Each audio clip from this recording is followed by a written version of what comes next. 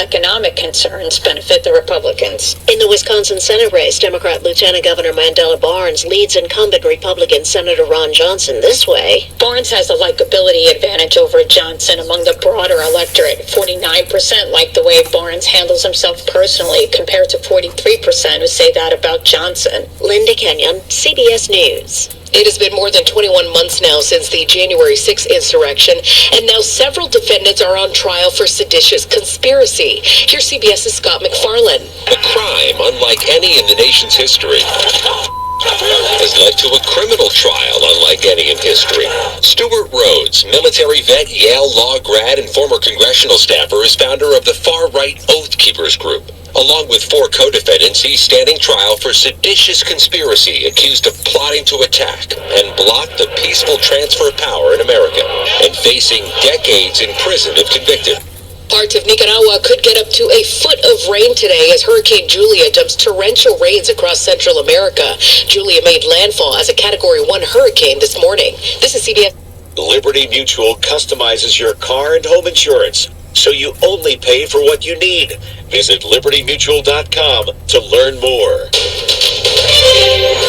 6:03 on this Sunday, October 9th, 2022. 65 degrees. We'll dip into the low 40s, mid-30s for some.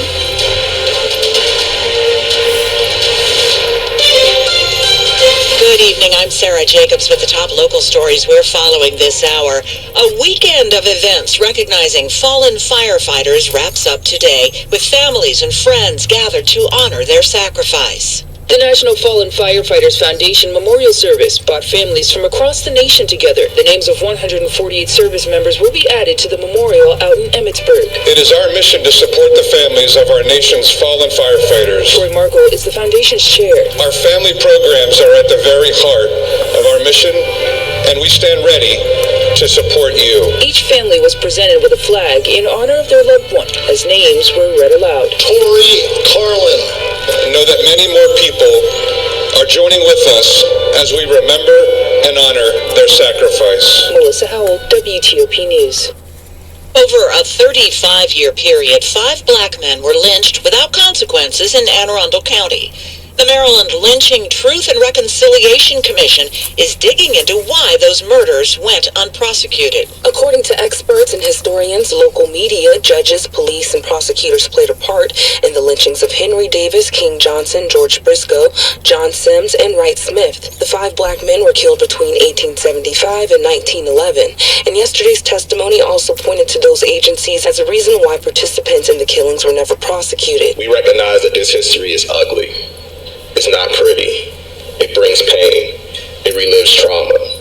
So we need the space to navigate that. That was Commission Chair David Funkunle. He wore a noose to the meeting. The Annapolis City Council has since apologized for the lynchings and other racial injustices. Acacia James, WTOP News. 6:05, one person was taken to the hospital with life-threatening injuries after a fire in Prince George's County early this morning. It happened at a 3-story multifamily home on Greenbelt Road just outside of Lanham. At least 20 people are out of their homes. Investigators are still looking into the cause. We've learned 2 people are dead in a crash on the BW Parkway last night. One is a child, injured, and who died overnight at a hospital. The driver in a second car involved in the crash also died. Happened about 9:30 along the northbound lanes just north of Route 197. 3 others in the car with the child were taken to the hospital with injuries not believed to be life-threatening. The prosecutor in Prince William County stands by an undercover drug bust that ended in a deadly shooting. It happened back on September 1st. Manassas City Police attempting an undercover drug buy to purchase 1,000 fentanyl pills and a gun for $6,000. There were 3 suspects involved. They say 18-year-old Jaleel Michael Turner pulled a gun and demanded money. 19-year-old Jaden Malik Carter was shot trying to get away. 30-year-old Shane Pollard of Woodbridge was shot and wounded and later released from the hospital. But Carter died from his gunshot wounds 2 days later. Turner and Pollard are now facing charges, including robbery, resulting in death. Prince William County's top prosecutor saying the actions of all 4 police officers involved were justified and reasonable. Del Walters, WTOP News. Seasonal selections bursting with flavor, locally sourced ingredients picked by hand. It's lunch redefined. WTOP presents Free Lunch Friday, courtesy of Silver Diner. Enter for your chance to win free lunch at WTOP.com. Search Free Lunch, and you could be enjoying these super delicious menu items and more at Silver Diner. Free Lunch Friday is applicable to dine-in lunch only at participating locations. Coming up after traffic and weather on WTOP. A new park using part of an old bridge. This is Kyle Cooper. 6:07.